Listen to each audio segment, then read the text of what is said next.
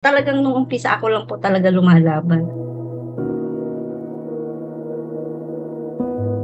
Sabi nga po nung mga relatives ng husband ko na, ang lakas naman daw ng loob kong paoperahan yung asawa ko at saan naman daw ako kukuha ng pera.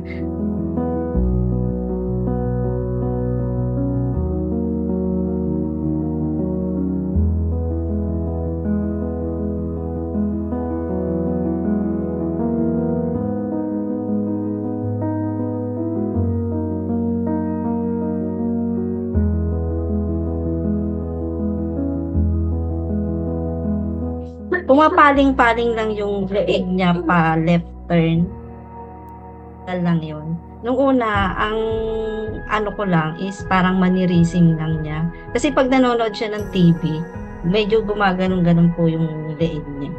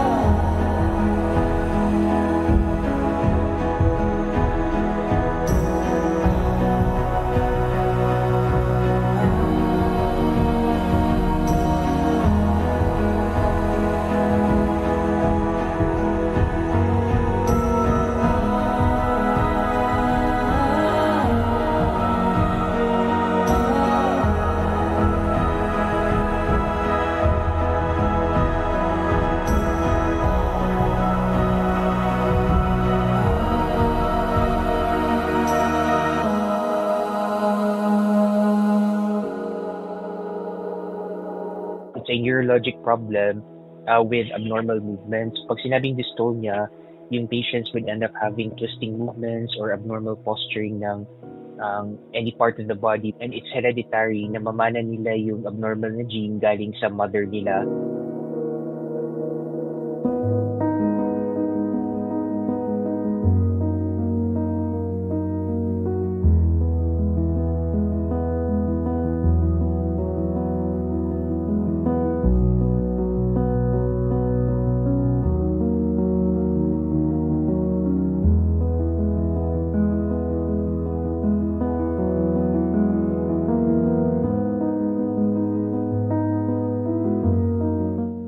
Ang ano nga po nila sa akin, wag ko nang ipagamot si husband. Sabi ko na hindi puwedeng hindi ko siya ipagagamot, sabi kong gano'n. Hindi naman puwedeng antayin ko na lang siyang unti-unting maghirap.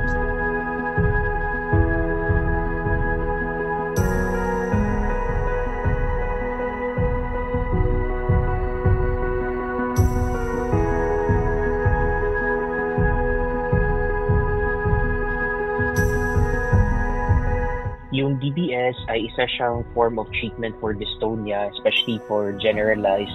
Pag sinabing generalized, halos buong katawan na yung affected ng dystonic movements.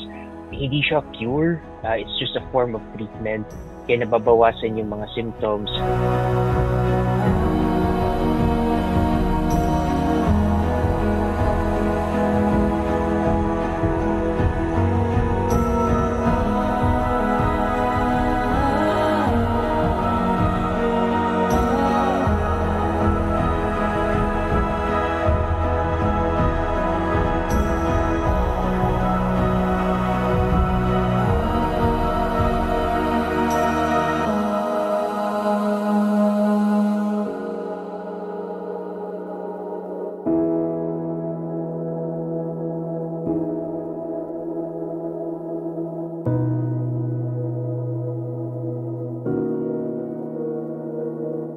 Wag natin sila agad-agad sukuan.